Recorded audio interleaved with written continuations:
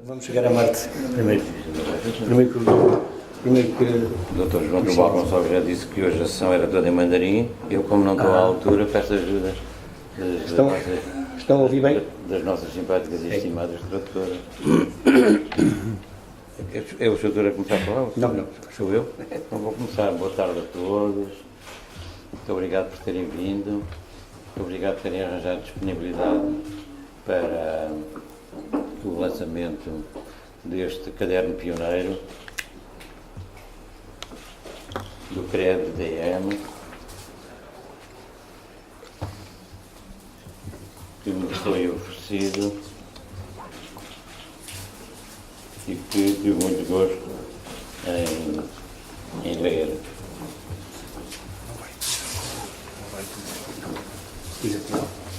Queria cumprimentar também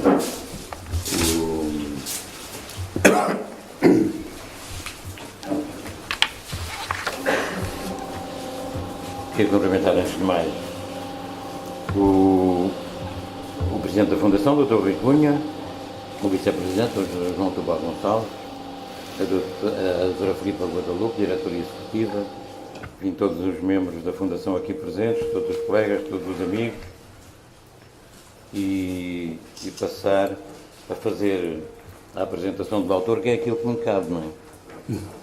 Porque da obra cabe ao próprio autor.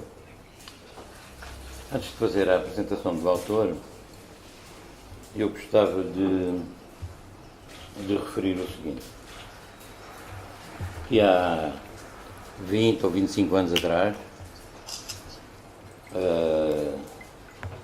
quase não passaria para a cabeça de ninguém, que os conceitos de uso capião e estilicídio e anatocismo pudessem ter, digamos, uma tradução ou um conceito correto na língua chinesa. O que é certo é que foi-se progrediu-se, eu lembro-me no tempo do Dr. Eduardo Cabrita e do Gabinete de Tradução Jurídica, estão aqui ainda colegas que se lembram perfeitamente, o Dr. Amélio, o Dr. Rui Afonso, o Dr. Sérgio de Almeida Correia, que eu também já vi, está aqui escondido. Lembro-me perfeitamente da primeira experiência que se fez, que foi um glossário magrinho, mas foi uma primeira experiência que foi altamente aplaudida. Depois evoluiu-se mais tarde para desse glossário jurídico básico que apareceu em 1988, evoluiu-se para o glossário jurídico português-chinês, chinês-português, que foi publicado pela Tsage em 2005, com uma tiragem muito grande, está praticamente esgotado, provavelmente era a altura de ser estendido e atualizado, digamos, isso significou um pontapé para a frente, desculpem uma expressão, relativamente ao uso técnico-jurídico da nossa disciplina do direito em geral, nas duas línguas, que é o que se pretende com a implantação das duas línguas oficiais no final da governação ou da administração de Portugal e no início da vigência da lei básica, que para tanto aponta. Embora muitas vezes haja alguma tendência para algum esquecimento nessa parte. Vem isto a propósito de quê? Vem isto a propósito deste caderno pioneiro, este caderno CRED-DM, que é o número 1, que eu diria, portanto, que é uma obra-prima, que é a primeira, mas não é apenas por isso que é uma obra-prima. É obra-prima porque é a primeira e é uma excelente obra, quer do ponto de vista prático, quer do ponto de vista doutrinal, porque até a doutrina está explicada com simplicidade e profundidade. Esta obra-prima aparece-nos em duas línguas, e era isso que eu queria aplaudir. Eu queria aplaudir que, para além do efeito didático destes pequenos cadernos que, de algum modo, sedimentam as ações de formação, as lições que foram dadas aqui na Fundação e no CRED-DM mais especificamente, Além de tudo mais, eles significam de facto excelentes instrumentos de trabalho, não só porque estão escritos em português, mas muito especialmente porque têm a sua tradução em língua chinesa. E não é nada despreciante, bem pelo contrário, que isso aconteça neste instrumento de natureza didática e, se calhar mais do que isso, académico. Quando aparecem, e é esse ato de coragem que eu queria realçar, quer o ato de coragem da Fundação e do CREA-DM, quer o ato de coragem do próprio autor, que sei ter insistido na tradução em chinês, quando se tem esse ato de coragem, aparecem sempre umas vozes a dizer: não, os vocábulos não são nada daquilo, os conceitos estão todos enganados, em chinês não se diz assim, em chinês diz-se assado, deveria ser aquilo outro. Quer dizer, enquanto ninguém faz, não há críticas. Quando se ousa fazer, vê-se logo dizer que não. Mas também é bom, também é bom. Eu acho que quem dá a pedrada no charco e quem inicia esta viagem tem direito a um aplauso. Mas também quem critica tem direito a um aplauso. Porque se alguém diz que, bem, não é esse exatamente o conceito em chinês, porque o chinês é uma língua analítica porque o chinês é uma língua sintética e o português é uma língua analítica e, portanto, não há bem a correspondência.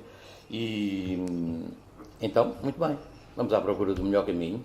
O Sérgio teve essa disputa quase diária, esse desafio quase diário, quando trabalhou no Gabinete da Tradução Jurídica e nessas áreas, que era justamente encontrar o conceito certo na língua chinesa para o conceito que se queria transmitir na língua portuguesa.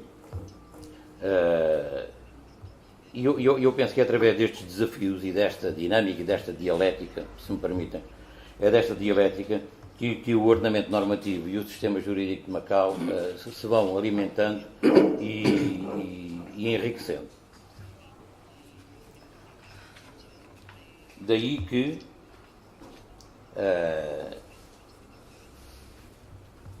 posso agora, em consequência, dar os meus parabéns à Fundação e ao Centro por esta edição bilíngue do direito registral e daquilo que ela vai significar na sedimentação do saber e da prática registral em Macau, disponível nas duas línguas oficiais, e antecipadamente dar os parabéns ao seu ilustre autor, que me dá o privilégio de ser meu amigo, Dr. Vicente João Monteiro, e que eu vou passar a apresentar como é da minha função. Dr. Vicente João Monteiro é um jovem, eu não vou dizer quando é que ele nasceu, porque basta olhar para ele ver que é jovem. É um alentejano de gema, que não renega as suas origens alentejanas, pelo contrário, está sempre a puxar por elas, porque é um bom emblema. Eu também puxo pelo Algarve, não é? Sabe o que é um algarvio? É um alentejano que não conseguiu parar. Não conseguiu. Centralões. É um alentejano de centralões. É um alentejano de centralões. Eu sou um alentejano de centralões. O doutor é um alentejano de gema. O doutor Vicente João Monteiro é licenciado em Direito pela Faculdade de Direito da Universidade Clássica de Lisboa, mais uma coisa que temos em comum. E tem, digamos, um largo currículo.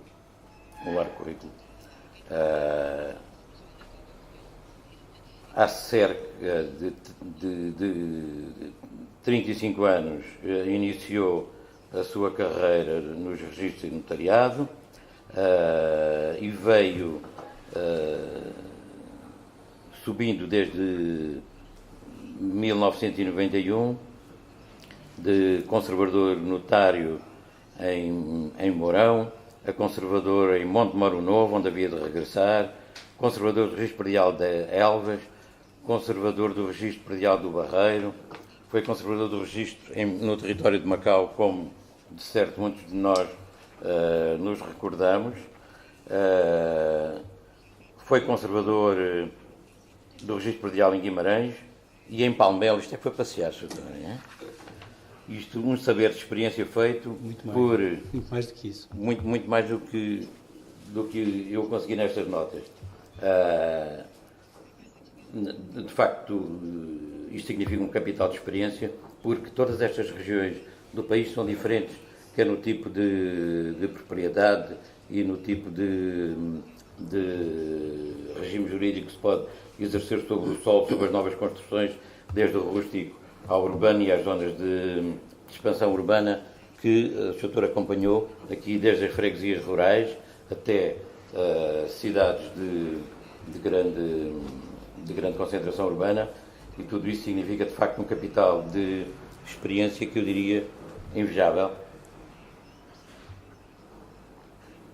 e inalcançável, provavelmente, por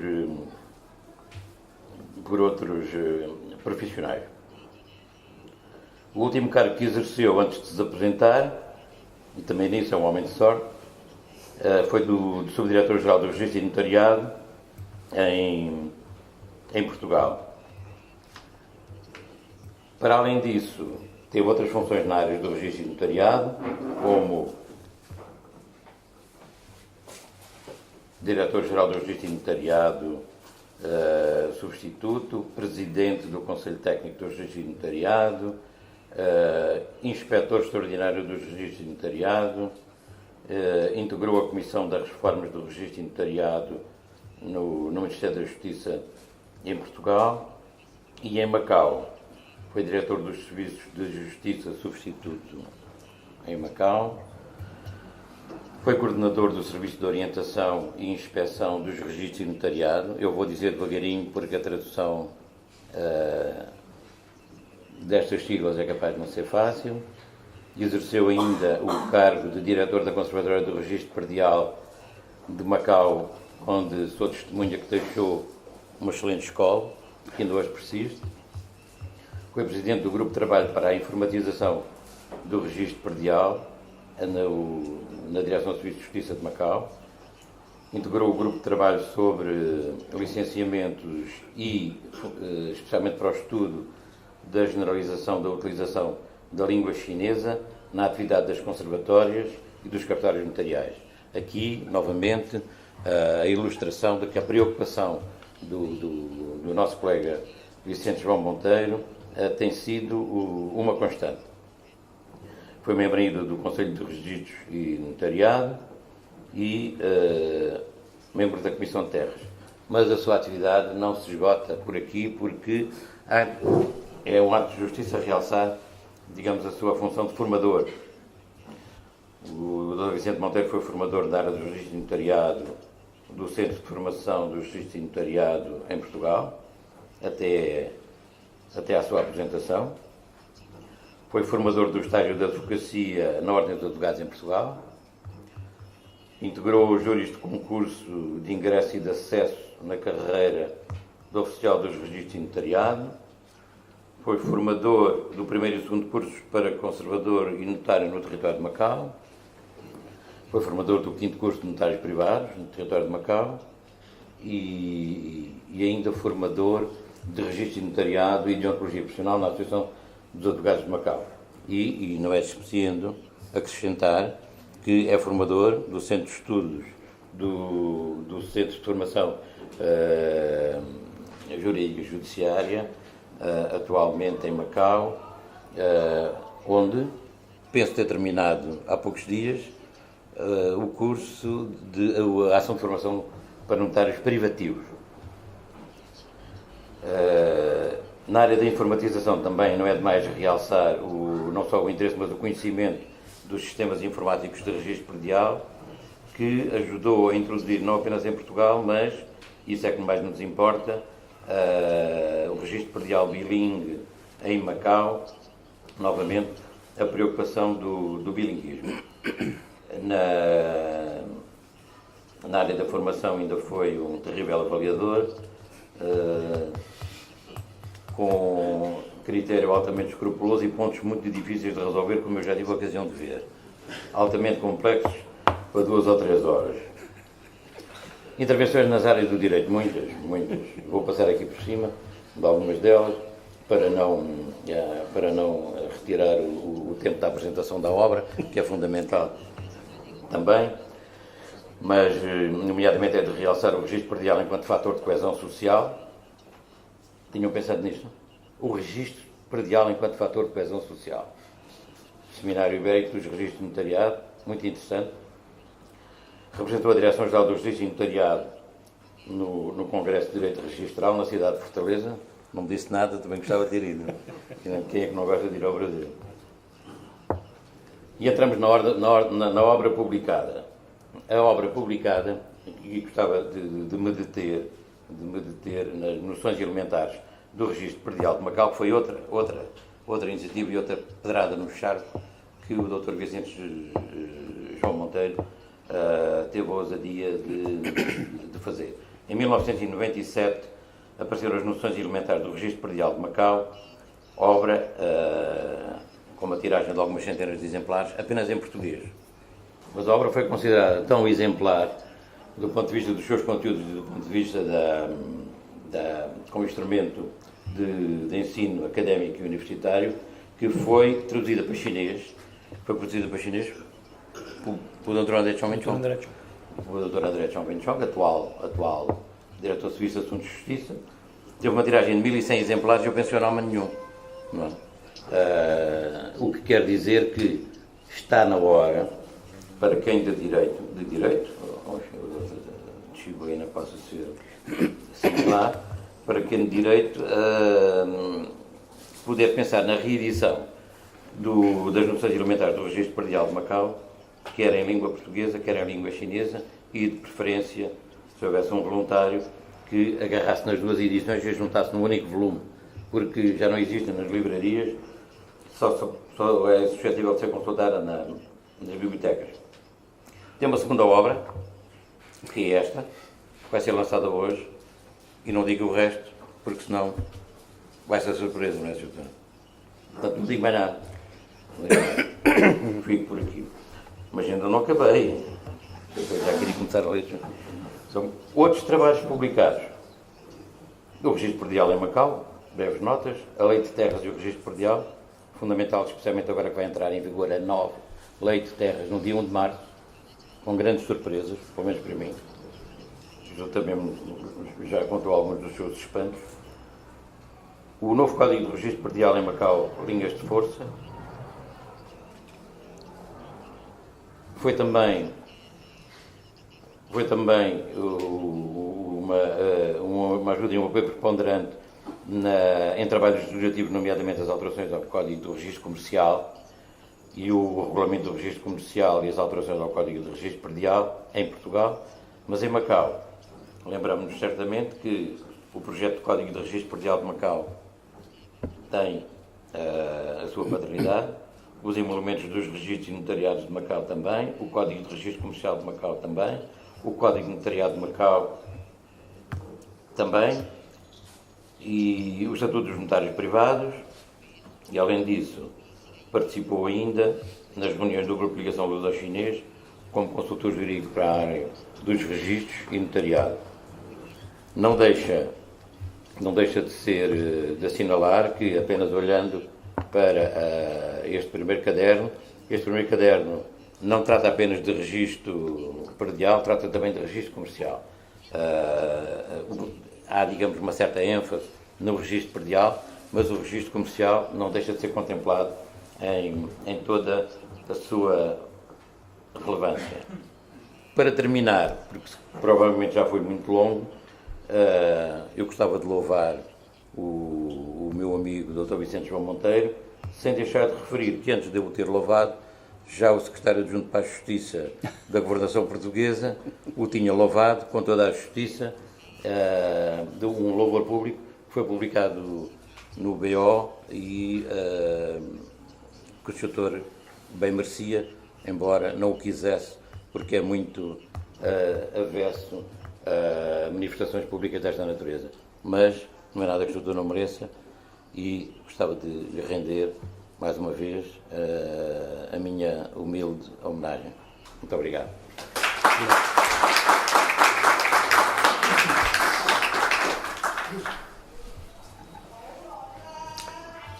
Bem, depois desta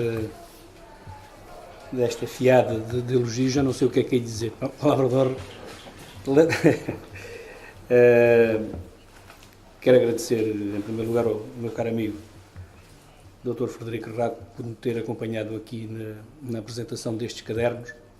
mas, em primeiro lugar, os agradecimentos vão para a Fundação Rui Cunha, para o seu presidente e para o seu vice-presidente, também para a doutora Filipa Guadalupe, que têm muito feito pelo direito em Macau. E, precisamente, queria começar por enaltecer. Eu, para não meter o pé na argola, preferi fazer um pequeno escrito para não me perder naquilo que pretendia dizer aqui esta noite. E por isso começo então por enaltecer a crescente importância que a Fundação Rui Cunha tem vindo a ganhar na sociedade de Macau, nunca sendo demais sublinhar a forma desinteressada e altruísta com que o seu fundador, em boa hora, decidiu instituir, tendo como principal desidrato fomentar o estudo do direito de Macau e editar publicações sobre doutrina e crítica jurisprudencial, além de promover eventos das mais variadas áreas da cultura.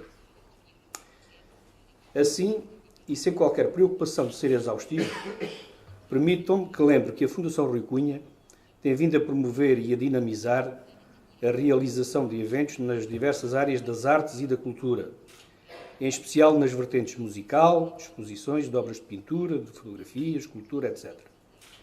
Mas também o lançamento de algumas obras didáticas, especialmente as ligadas ao direito, e das quais apenas exemplifico, para que fique bem claro, são apenas alguns exemplos, os casos de Teoria Geral do Direito Civil, Direito Processual Civil 1, da autoria de um conjunto de docentes da Faculdade de Direito da Universidade de Macau, liderados pela professora Cândida Pires, minha ilustre colega conservadora dos registros em Portugal, já ali aposentada, e que em Macau, além de autora e grande dinamizadora do primeiro Código do Registro Civil local, se dedicou também à docência universitária, sendo hoje por todos considerada uma das grandes especialistas em diversos ramos do direito.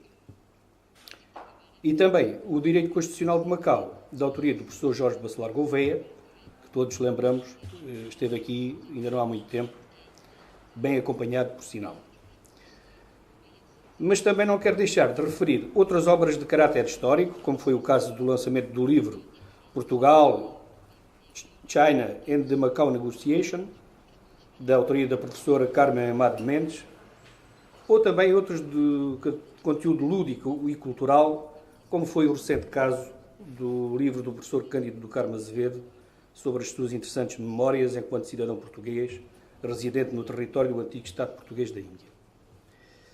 Ainda que no que respeita à divulgação do direito de Macau, cabe lembrar que, a par do lançamento de importantes trabalhos académicos, o CRED-DN tem vindo a promover também debates, palestras e conferências sobre os mais diversos temas, de que, pela sua pertinência e importância na sociedade de Macau, destaco a área do urbanismo e da defesa do património cultural.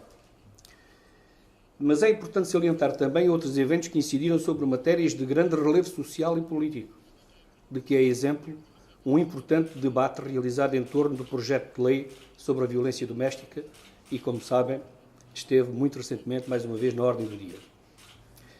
Por outro lado, tem sido também dada uma atenção especial à área da divulgação do direito local, através de ciclos de formação prática em diversas áreas do direito, o que tem merecido o maior interesse de toda a comunidade jurídica e não jurídica de Macau. Com muita honra, coube-me dar início a esses ciclos, precisamente com um breve curso sobre o direito registral, predial e comercial. E, apesar das limitações de tempo e de caráter logístico, foi, no entanto, com agradável surpresa que nos defrontámos com um elevado número de inscritos, o que acabou por obrigar a Fundação Rui Cunha a realizar 2 turnos de formação. Como todos sabemos, o comércio imobiliário tem sido, desde há várias décadas, uma das mais importantes vertentes da economia de Macau. Tal se deve não só ao excepcional valor dos terrenos, dada a escassez do território e a reduzida dimensão da área disponível para a construção de edifícios, o que sempre provocou uma enorme pressão sobre o aproveitamento dos solos, como ao facto de, a partir de dada altura, sobretudo depois da assinatura da Declaração Conjunta Luso-Chinesa sobre a questão de Macau, se ter verificado um extraordinário crescimento da economia e aumento da população em Macau. Na verdade, como também sabemos, nas últimas 2 décadas do século XX, assistiu-se em Macau, tal como em Hong Kong, mas em diferente escala, a um acelerado desenvolvimento social e económico, o que também provocou uma rápida subida de preços no imobiliário. Como também se sabe, o fenómeno deflacionário que ocorreu durante um curto período de tempo, mais precisamente desde finais dos anos 90 do século passado e que se prolongou pelos 2 ou 3 primeiros anos deste século, foi depois rapidamente ultrapassado, sobretudo após a liberalização da indústria do jogo e da proclamação pelo Governo Central da República Popular da China de que Macau tem um papel relevante na economia global da China como centro de turismo e lazer. Estes fatores, aliados a um clima de estabilidade social e de constante crescimento económico da Grande China, contribuíram decisivamente para a captação de avultados investimentos internacionais, tendo levado à construção não só de importantes infraestruturas ligadas ao jogo, ao turismo e ao comércio de produtos de alta gama, como de grandes complexos de edifícios destinados à habitação e ao comércio, levando os preços do imobiliário a um novo surto de inflação. Deve, no entanto, reconhecer-se que a permanente subida dos preços do imobiliário se deve, como está à vista de todos, não só a uma crescente procura de habitação pelos cidadãos da RAEN, mas, sobretudo, a uma corrosiva especulação por parte de investidores sem escrúpulos que, aproveitando-se de um sistema de mercado livre e sendo detentores de uma capacidade económica acima da média, evidentemente, adquirem a maior parte das frações autónomas de prédios ainda em fase de projeto. Depois, aproveitando-se da situação de carência no mercado de frações autónomas para a habitação e, sobretudo, em áreas nobres da cidade de Macau e da vila da Taipa, também para comércio, vendem pelos preços que um mercado altamente inflacionado lhes proporciona, obtendo lucros muito acima da média que um mercado livre, mas saudável, jamais lhes proporcionaria. Entretanto, como todos sabemos, existem milhares de frações autónomas por ocupar. Nestes últimos dias, como sabemos, foi feita a apresentação das LAG pelo chefe do Executivo e, embora tivesse sido várias vezes questionado sobre a questão do imobiliário, nomeadamente quanto à questão do arrendamento, não tem sido, esta matéria não tem tido o acolhimento que todos esperávamos, pelo menos ainda nas próximas LAG. Bom, neste contexto, um bom sistema de registro imobiliário constitui uma âncora que segura o barco dentro de um oceano cada vez mais agitado, como é o comércio imobiliário de Macau. Sem um sistema de registro predial credível, rápido e eficaz, como é sem sombra de dúvida o nosso, muitos naufrágios já teriam ocorrido. Por isso, nunca é mais de lembrar que a instituição registal é um dos serviços públicos mais antigos e estáveis de Macau. Na verdade, só as leis sobre o registro predial, não só as leis sobre o registro predial se têm mantido com uma certa estabilidade e coerência, como a Conservatória do Registro Predial é, talvez a par dos tribunais e dos serviços da administração fiscal, das repartições mais antigas dos serviços da administração pública. Uma vez que o início do seu funcionamento remonta ao mês de janeiro de 1869. Lembro-me que nas antigas instalações existia uma placa datada de 29 de março de 1969, aliás, que assinalava o primeiro centenário dos serviços de registro predial no então território de Macau. Sinceramente, não sei se a placa ainda continua a ser exposta na Conservatória, mas julgo que não, até porque os serviços de registro predial estão hoje espartilhados entre um balcão e os serviços de back-office e, portanto, a ser exposta a esta placa teria que ser na zona do público e parece-me que ela não está lá. O que é pena. Bom, como antigo conservador e diretor da Conservatória do Registro Predial de Macau e responsável pela redação final do anteprojeto do Código do Registro Predial, que ainda se mantém em vigor, Devo lembrar que, à semelhança de outras áreas do ordenamento jurídico da RAEM, o Registro Predial de Macau é de matriz portuguesa, nele vigorando um conjunto de regras e princípios que fazem dele um verdadeiro seguro para quem investe no imobiliário. Os atuais meios que a tecnologia informática nos proporciona ajudaram não só a modernizar o sistema, como a torná-lo acessível nas duas línguas oficiais da RAEM. Segundo me parece, sem esse passo decisivo, corria-se o risco de se perder a matriz do sistema que vigora em Macau há quase 150 anos e que tão boas provas tem dado em termos de segurança para o comércio imobiliário. Como é natural, a rápida evolução da economia exige que se tenha em conta a necessidade de atualizar alguns aspectos da lei registral, adaptando-a às novas exigências da sociedade. Por isso, não obstante já se terem verificado alguns acertos pontuais na legislação conexa, como foi o caso da recente lei que regula o regime jurídico da promessa de transmissão de edifícios em construção, Lei 7/2013, e da nova Lei de Terras, como referiu o Dr. Frederico Rato, que é a Lei número 10/2013 e que entrará em vigor no próximo dia 1 de março de 2014, julgo que está na altura de iniciar os estudos que conduzirão à reforma do próprio Código do Registro Predial, no sentido de o adequar à nova realidade jurídica e de o tornar mais versátil. É um imperativo, mas penso que terá de haver a máxima cautela para que não se perca de vista o valor máximo de qualquer sistema de registro público, que é o de manter a necessária segurança jurídica no tráfico imobiliário, sem a qual se perderá a confiança dos investidores e da população em geral. E nós bem sabemos que essa confiança existe e foi cimentada ao longo dos muitos anos de existência da instituição registral em Macau. Curiosamente, e diríamos lamentavelmente, o direito registral sempre tem sido considerado como uma espécie de parente pobre dentro do grande ramo do direito civil. Por ser uma matéria muito específica e burocrática, tem sido considerada desinteressante, chata e, por isso, muito pouco estudada.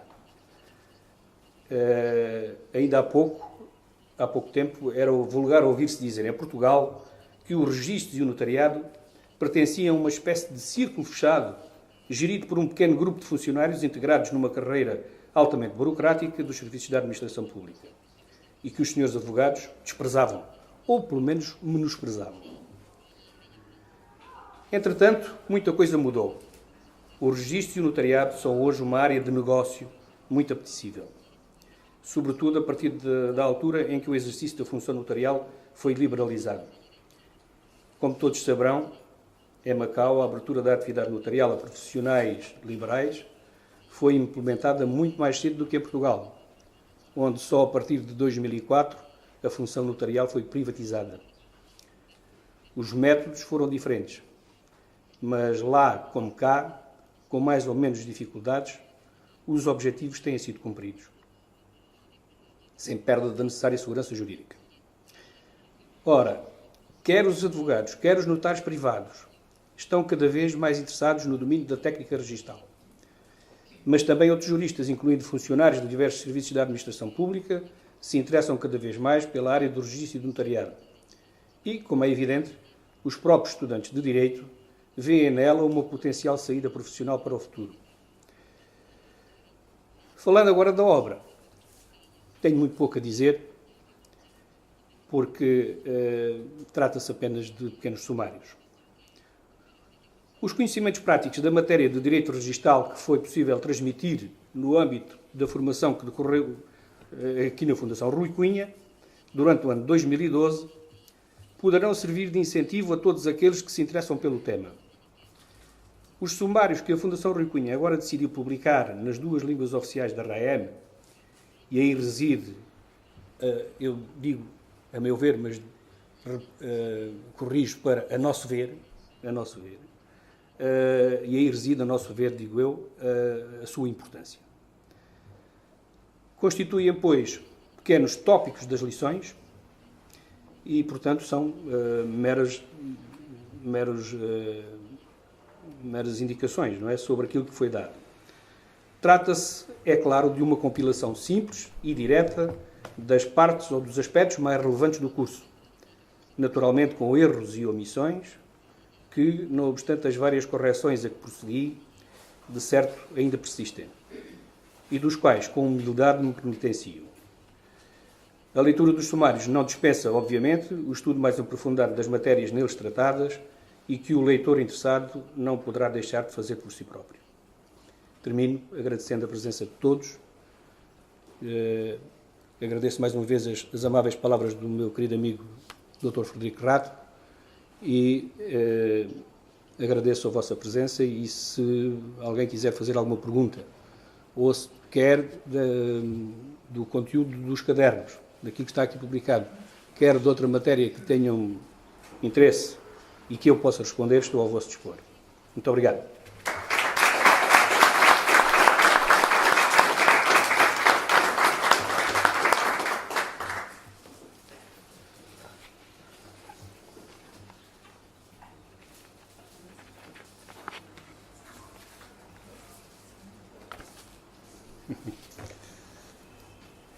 Eu, se fosse nas aulas, diria, ninguém tem dúvidas, não é?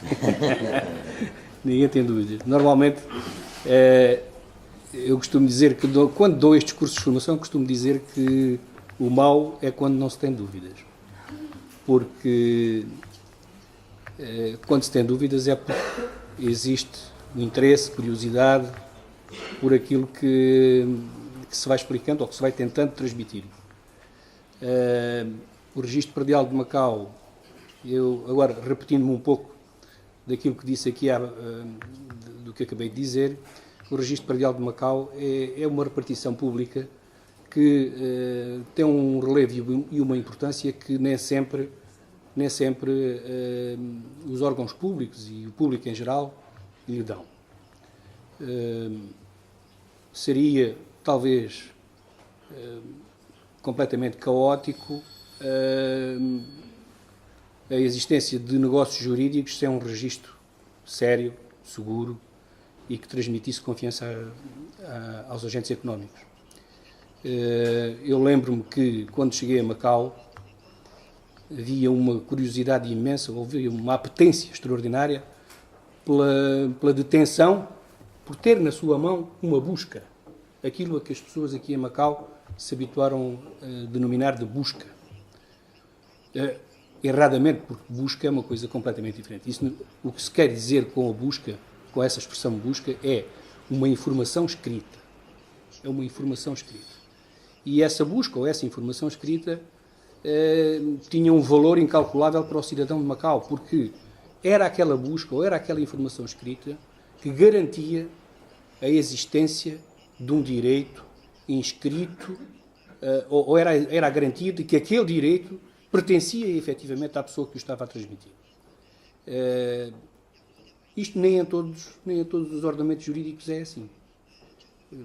Evidentemente que há ordenamentos jurídicos em que o sistema de registro é mais credível, mais eficaz ainda, mais garantístico, como é o caso dos direitos dos ordenamentos jurídicos em que o registro tem efeitos constitutivos, tem caráter constitutivo, tem a chamada oponibilidade absoluta. Não é o caso de Macau, porque tem efeitos meramente declarativos, mas, mais do que o próprio documento que titula o negócio, é o registro que garante ao cidadão comum que o prédio ou a fração autónoma que estão a adquirir pertence efetivamente à pessoa que o está a querer transmitir. Enfim, esperemos que os poderes públicos nunca se esqueçam desta vertente dos efeitos garantísticos que o nosso sistema de registro, apesar de tudo, confere. Agora, se mais alguém quiser intervir não apenas para fazer perguntas, mas também para fazer observações e para fazer comentários. Senhor Cardinal. Boas noites. Meu nome é Paulo Cardinal e suscitou-me interesse, curiosidade, dúvida, uma ou outra referência que foi sendo feita. A primeira tem a ver com a necessidade ou a desejabilidade de alterar o Código de Registro Predial em função da aprovação de duas leis recentes, sobretudo a Lei de Terras. A segunda motivação foi a referência ao efeito meramente declarativo do registro predial. E a minha pergunta é a seguinte: face a diversas normas da futura Lei de Terras, em que medida é que essas normas de uma lei que se pretendia substantiva, não registral, vieram transformar o efeito do registro predial em declarativo, fazendo-lhe uma espécie de metamorfose para constitutivo, se é assim, e em que medida, sendo assim, em que medida é que esse impacto pode ter afetado a credibilidade e a estruturação de um registro predial que, como bem disse, tem funcionado. Eram estas as minhas dúvidas. O doutor quer dizer alguma coisa? Não, não, doutor, fundamentalmente é a sua área. Começo pela segunda parte. É verdade que a recentemente publicada Lei de Terras contém alguns normativos que a mim me causam alguma perplexidade. Não é preocupação, porque a preocupação deve estar na mente dos senhores advogados, que vão com certeza ter aí muitas ações e muitos conflitos para dirimir. Mas a mim causa-me uma certa perplexidade que o legislador de Macau não tenha tido o cuidado de perceber que, efetivamente, o sistema de registro que temos é um sistema de registro declarativo, com efeitos declarativos. E aquilo que o Dr. Paulo Cardinal está a querer referir é uma norma que vai, de acordo com o que está previsto no artigo 9, salvo erro, da lei. O artigo? Artigos 8º e 8º e 9. Vai impedir que, ou pelo menos aparentemente, eu digo aparentemente porque quero salvaguardar que eu não concordo que isso seja assim, mas aparentemente parece que terá havido uma intenção de impedir, que na prática será assim, ou pelo menos pode conduzir a esta conclusão, ou a este entendimento, pretenderá, digo eu, impedir o ingresso no registro de títulos aquisitivos do direito de propriedade que, nomeadamente, no domínio útil, na sequência de contratos de afuramento, os mais antigos, porque recentemente, nos anos 60 para cá, está tudo registado praticamente. Mas há muitos contratos de afuramento antigos que, por qualquer razão, não chegaram a ir ao registro. Quer dizer, ou se foi ao registro, foi apenas o direito do domínio direto, digamos, a parte do senhorio direto, que é o território de Macau. Isto porquê? Porque, aparentemente, está-se a impedir que seja possível adquirir por usucapião direitos, esse tipo de direitos, nomeadamente o domínio útil de prédios concessionados por afuramento, que, por qualquer razão, não tenham ido a registro. Ora, e o que diz a lei é que é usucapível ou é suscetível de usucapião os direitos concedidos por afuramento ou por arrendamento que estejam inscritos no registro. E aqui é que o problema se coloca. O Dr. Paulo Cardinal, de certo, muito bem informado que está da matéria, percebeu que, evidentemente, isto conduz a uma tendência para transformar o registro predial de Macau num sistema de registro com efeitos constitutivos. Isto é, o que não está registado não existe. É este o efeito do sistema jurídico do registro na Alemanha, por exemplo. O que não está no registro não existe. Pode haver um contrato, pode haver contrato firme, pode haver tudo, mas se não houver o tal contrato formal, a vontade formal de registar na conservatória por parte até do sujeito passivo da relação jurídica, sem o registro não há direito. E isto parece que será isso que o legislador pretenderá. Eu confesso a minha perplexidade. Dentro das minhas possibilidades, procurei evitar que isso viesse a ser publicado dessa forma. Não o consegui. Como a Assembleia, pelo que conheço, também não consegui. Agora, eu peço desculpa, mas já me esqueci da primeira parte da pergunta. Sem querer repetir, no fundo a primeira questão tinha a ver, será que não, e usando aqui uma expressão vulgar, não se tentou meter a carroça à frente dos bois, isto é, havia ou não uma política de transformação do registro para passar a ter um efeito constitutivo? Sim ou não? Se sim, faz sentido começar numa lei que é substantiva, que não é registrada, e começar em determinadas parcelas a transfigurar esse registro, os efeitos desse registro, e em que medida é que isto vem impactar no bom nome, digamos assim, e na confiança que se tem, na segurança que se tem no registro predial em Macau, quando de repente há esta pequena revolução lateralmente introduzida. Bom, eu não diria que isso descredibiliza o registro.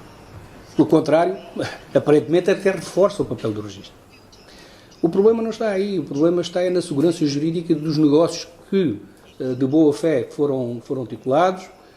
As pessoas podem hoje muito bem ter documentos em casa que, de repente, a ser seguida esta orientação, de repente se veem impedidos de fazer ingressar no registro, ou pelo menos de poderem ser invocados no tribunal para, a partir deles, eventualmente ser invocado a usucapião.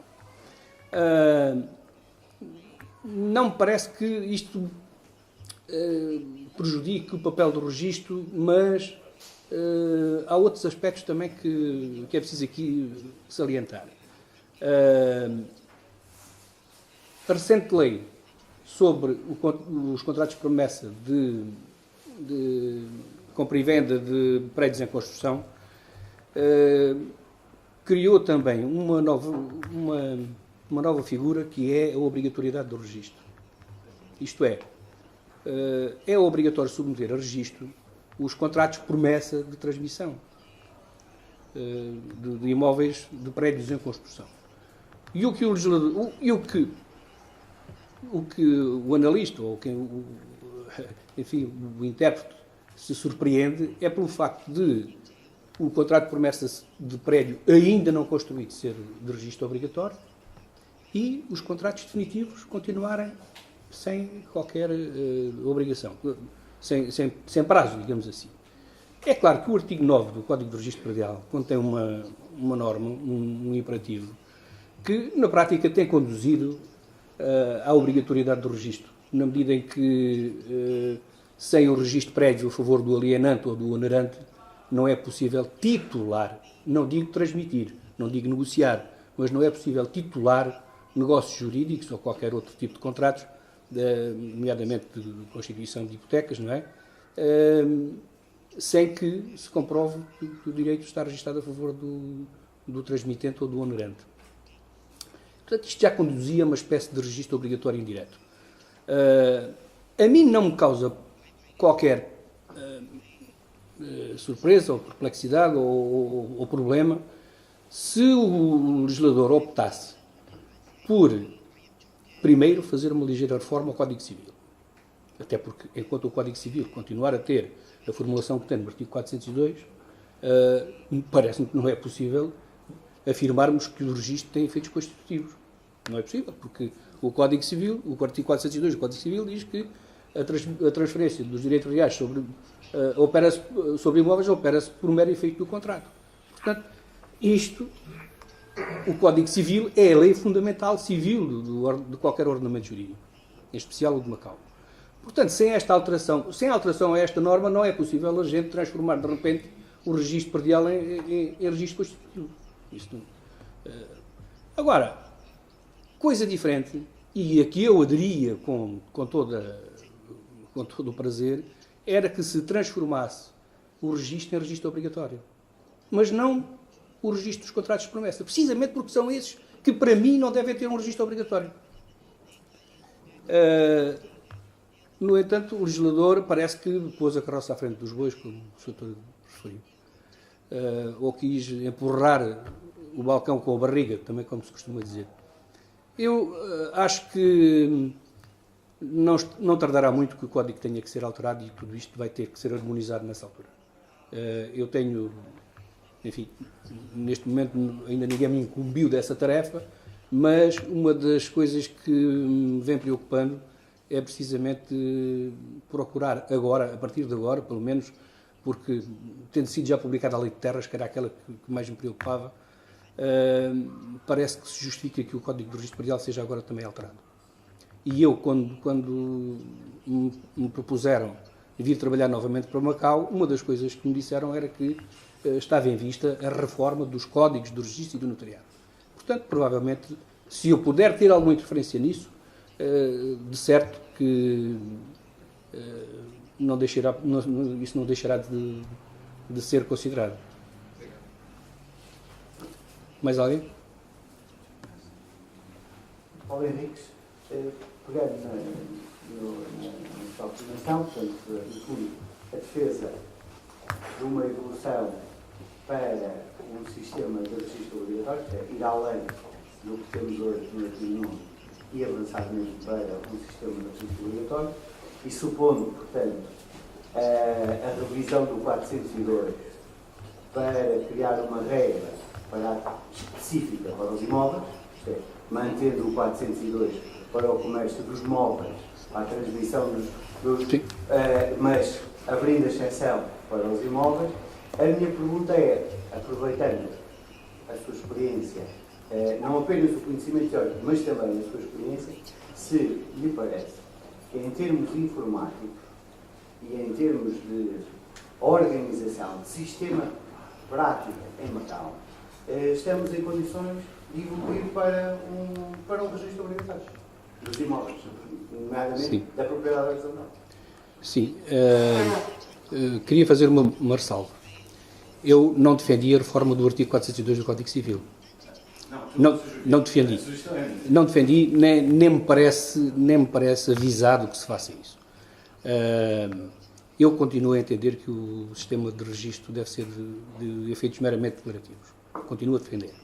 Isto não é incompatível com a obrigatoriedade do registro, porque já em 1915,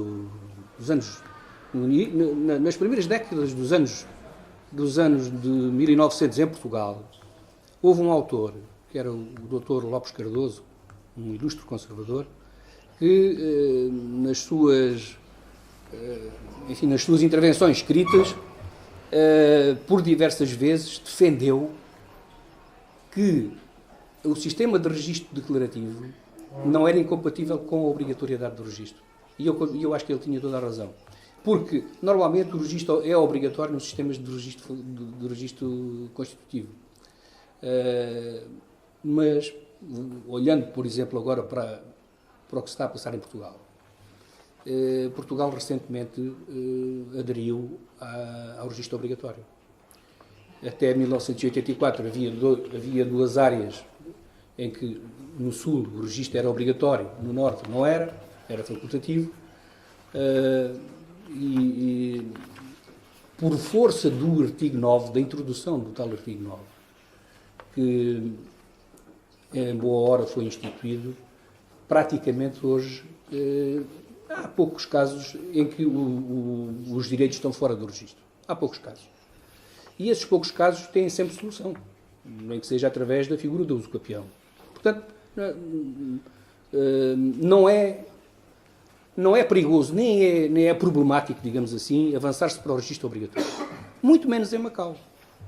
E precisamente porque o sistema informático da Conservatória está em perfeitas condições de dar resposta a essa exigência. E eu digo que está em condições, porque na prática é isso que se passa. Em Macau, já, enfim, por minha culpa, não é? Provavelmente também com parte minha, isso podia ter sido logo instituído em 1999, no Código 99. Só não foi, porque houve algumas vozes que se levantaram contra, nomeadamente porque isto implicava, digamos, um avanço tecnológico que não era aconselhável naquela altura implementar ainda. Estava-se em plena conversão dos registros para o sistema informático bilíngue, não é? O bilinguismo não era ainda, era apenas uma esperança, digamos assim, não era uma realidade, só se tornou realidade já nos finais de 90 e princípios dos anos 2000, e portanto não se avançou, mas o caminho seria esse. Aliás, a implementação do artigo 9 praticamente transformou o registro em obrigatório. E aqui muito mais fácil é implementar um sistema de registro obrigatório, porquanto 90 e tal % dos pedidos de registro que são apresentados na Conservatória são através dos advogados. Em especial, os advogados que também são notários. Portanto, quanto a mim, só falta dar um passo decisivo e que também já houve vozes que se levantaram contra esta ideia, mas o passo decisivo que neste momento falta é instituir a apresentação eletrónica dos pedidos de registro. Quando isso for possível, então eu não vejo razão para que não se institua o registro, pelo menos dos atos titulados por negócio jurídico. Atenção. Por exemplo, é impensável estar agora a dizer os atos de sucessão e partilha, por exemplo, ou de divisão, etc., que tivessem obrigatoriedade de registro. Não é isso. Agora, os atos titulados por negócio jurídico, evidentemente que, até porque temos aqui uma garantia que o Portugal já perdeu, que é a obrigatoriedade da escritura pública nas transações imobiliárias. Em Portugal, neste momento, as transações imobiliárias deixaram de ser... deixou de haver a obrigatoriedade da escritura pública. E, portanto, houve uma generalização, ou houve uma desformalização generalizada dos atos, que levou a que quer os advogados, quer os solicitadores, com todo o respeito que merecem estas duas profissões, evidentemente, mas que, evidentemente, não tenham um arquivo público, o seu escritório não tem um arquivo público, mas advogados, solicitadores, até câmaras de comércio e indústria, etc., podem hoje praticamente titular negócios jurídicos sobre os imóveis. É uma coisa que era impensável aqui há 10 anos atrás, mas hoje existe. E, portanto, se em Portugal é possível, com esta panóplia toda de atores, digamos assim, nos negócios jurídicos, ou na formalização dos negócios jurídicos, porque não aqui em Macau, onde, por enquanto, a escritura pública ainda é o documento mais solene e mais sagrado que titula atos jurídicos negócios jurídicos sobre imóveis. Eu acho que estamos em condições perfeitamente, quer do ponto de vista jurídico, quer do ponto de vista técnico, estamos em condições de implementar o registro obrigatório. Agora, só mais esta nota.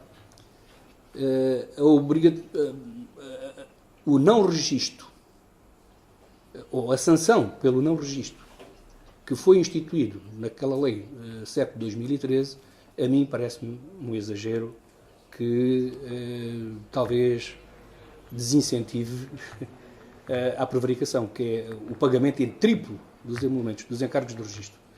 Quer dizer, quem registrar para além do prazo que está estipulado, que são 30 dias, se houver um descuido ou se faltar um documento que ainda o registro pode não estar ainda naquele momento em condições de ser efetuado, ou porque estamos à espera de uma procuração que vem do Canadá, da Austrália, etc., se perder aquele prazo de 30 dias, a penalização é demasiadamente forte. Mas, enfim, pode-se criar um sistema um pouco mais leve, mas que seja dissuasor da falta do registro.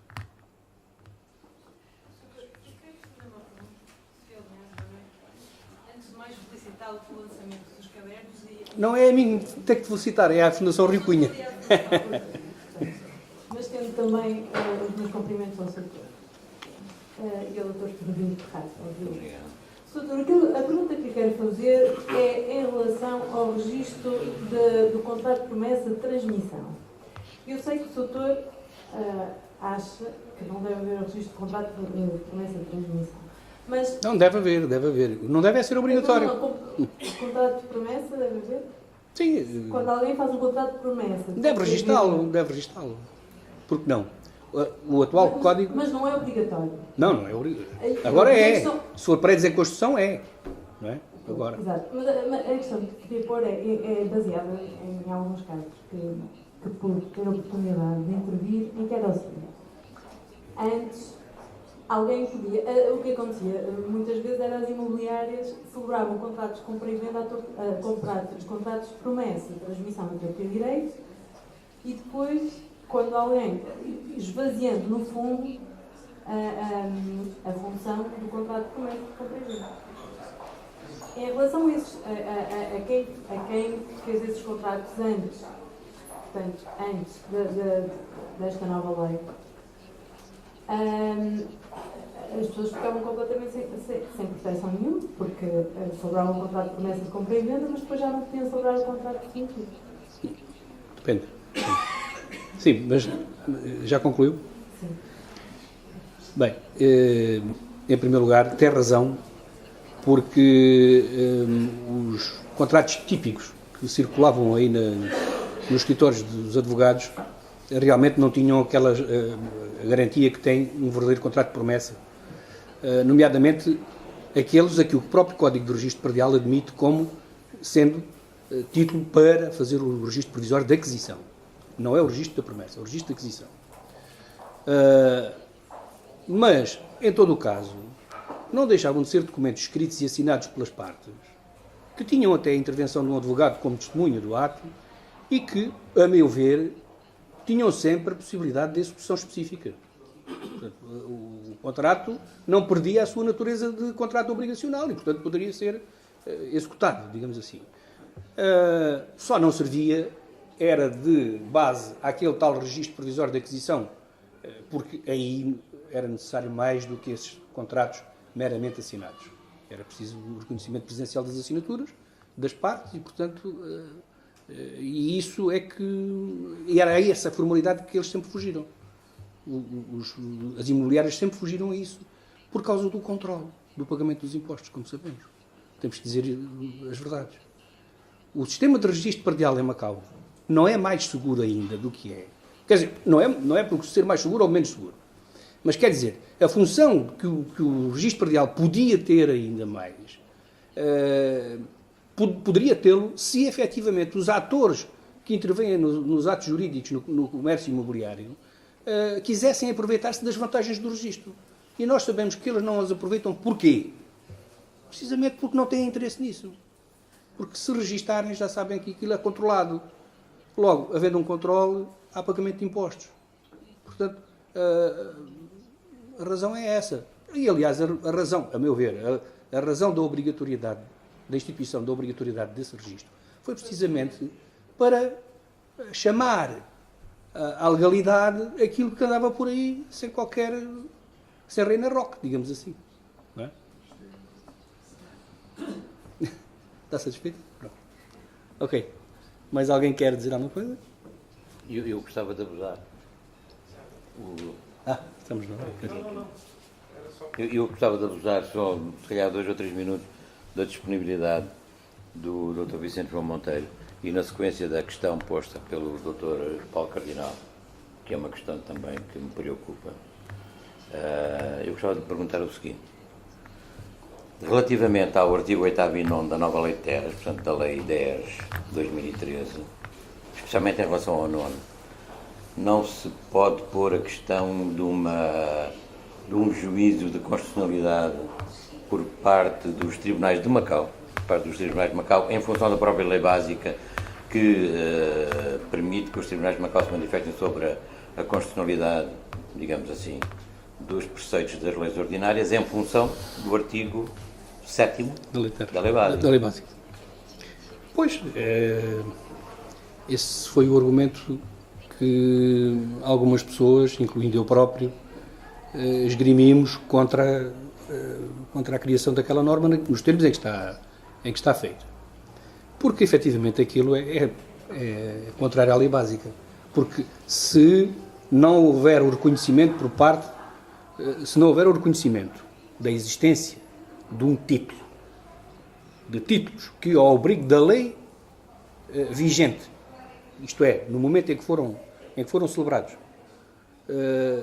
se vem agora dizer, se a lei de terras diz que é de propriedade privada os direitos como tal reconhecidos ao abrigo da lei vigente na época em que foram celebrados, na prática aquilo que está a acontecer é que vai-se retirar esse valor a documentos, a títulos que existem e que têm, nos termos da lei de terras, são válidos. Logo, a meu ver, há aí um vício de inconstitucionalidade que eu estou convencido que os tribunais, exercendo os seus poderes de verificação de constitucional ou de harmonização das leis ordinárias com a lei básica, que não deixarão de questionar. Eu estou convencido que é isso que vai acontecer. Numas notas que estou a escrever acerca do Código do Registro Predial de Macau, já tive a ocasião de lá pôr a minha posição acerca dessa matéria. Eu defendo que, efetivamente, principalmente o artigo 9 é contrário à lei básica.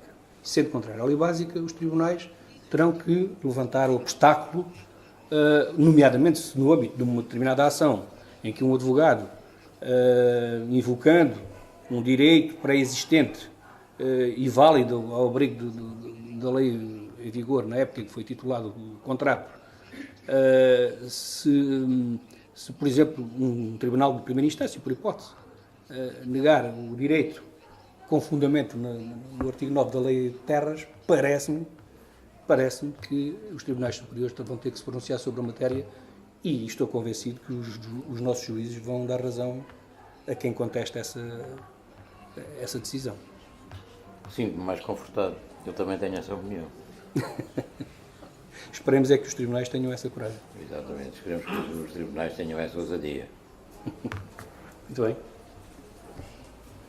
Doutor, Era só mesmo para terminarmos. querem encerrar? Era só para terminar, agradecer a vossa presença e convidar-vos. Muito bem. Muito obrigado, então. Muito obrigado, António.